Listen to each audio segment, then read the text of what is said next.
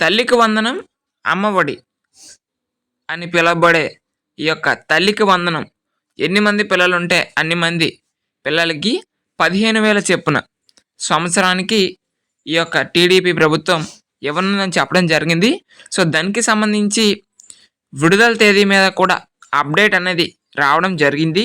ఇంకా ఎవరైనా లైక్ చేయకపోతే లైక్ చేయండి. ఫస్ట్ టైం కనుక ఎవరైనా చూస్తే మాత్రం సబ్స్క్రైబ్ అయితే చేసుకోండి.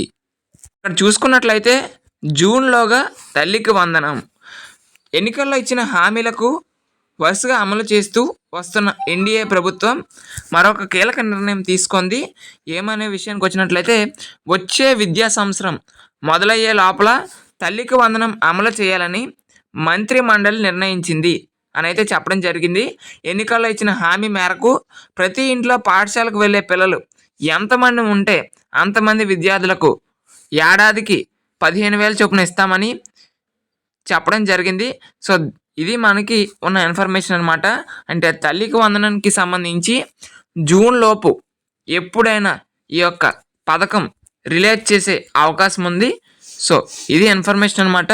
దీనికి సంబంధించి ఇంకా ఏదైనా అప్డేట్ వచ్చినా మీ వరకు ఇన్ఫామ్ చేయడం జరుగుతుంది. కాబట్టి మన ఛానల్ అయితే సబ్స్క్రైబ్ చేయండి. Thank you.